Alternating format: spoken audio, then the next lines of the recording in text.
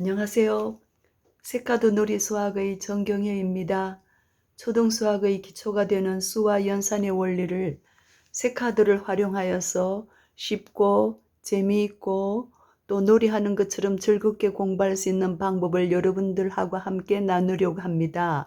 이 방법은 아이들이 직접 색카드를 만들어서 그 만든 색카드로 조작 활동을 통하여서 수학의 계산 원리를 알아가는 방법입니다.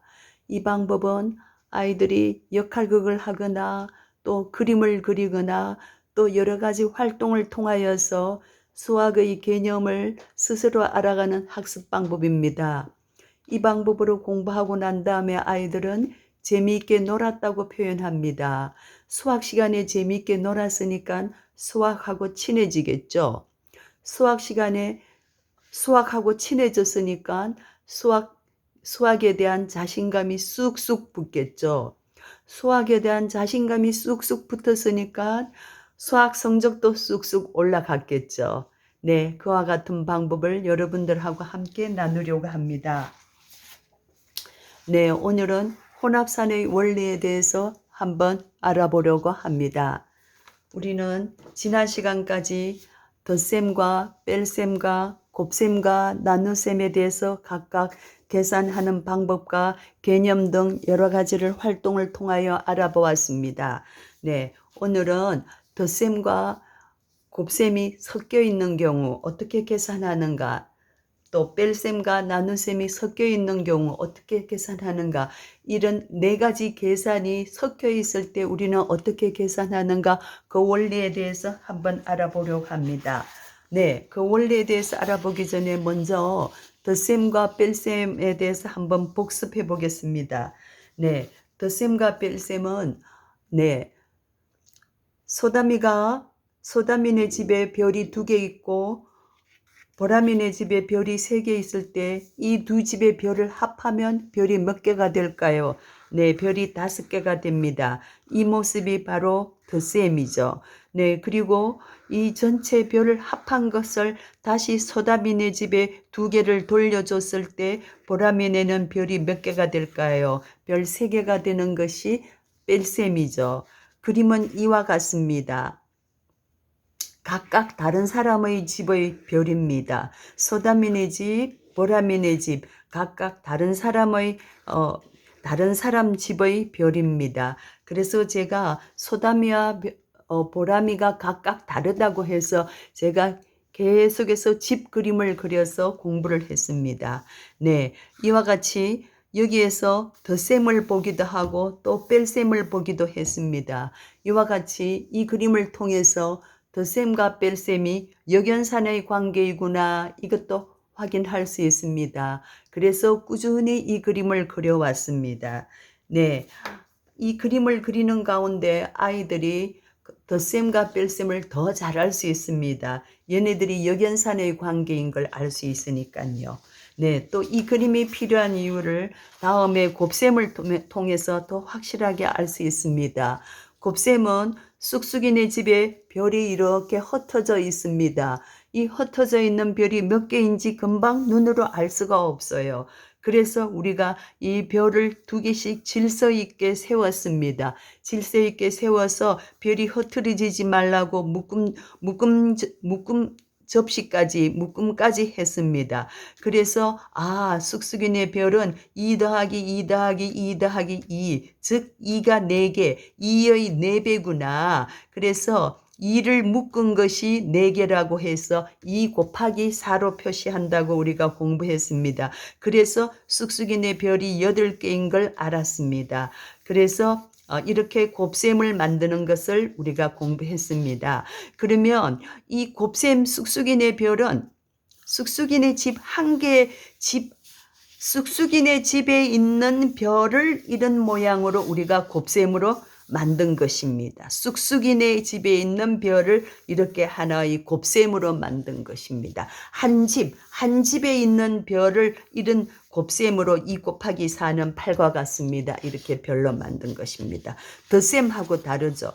덧셈은 두 집에 있는 것을 모아서 하나 모아서 전체 합이 얼마인가 알아보는 것이 덧셈이고, 이 합에서 한 집 걸 빼면 다른 한 집 것이 나오는 것이 바로 뺄셈이었죠. 거기에 비해서 곱셈은 한 집에 있는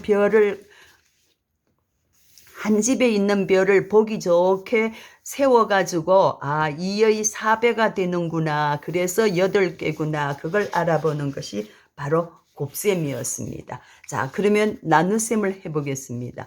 나눗셈은 쑥쑥이네 별을 이렇게 예쁘게 가지런히 놓았는데, 얘네들을 다시 네 묶음으로 나누어 주면, 얘네들을 다시 네 묶음으로 네 사람이 받게 한다면 한 사람은 별 2개씩 받는구나. 부분을 알아보는 것입니다.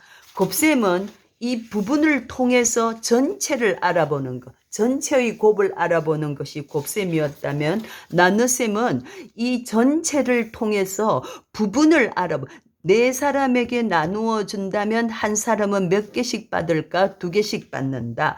또 이 전체 8개의 별을 2개씩 나누어 준다면 몇 사람이 받을까? 4사람이 받는다. 나눗셈도 역시 부분을 두 번째 나눗셈도 역시 부분을 알아보는 것입니다.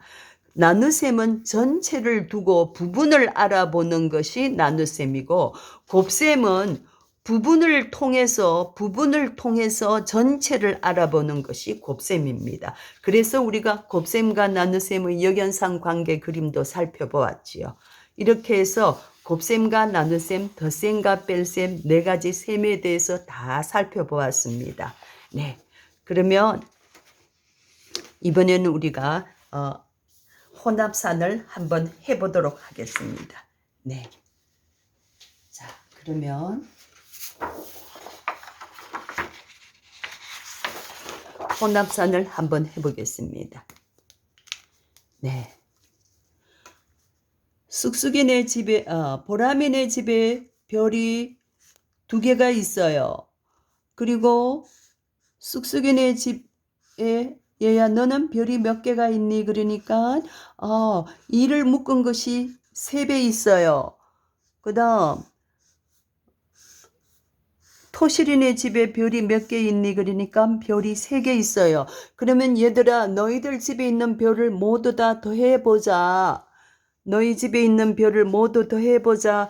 그러면 우리 집은 2개, 우리 집은 2개씩 묶은 것이 3배니까 6개, 우리 집은 3개. 그래서 별이 모두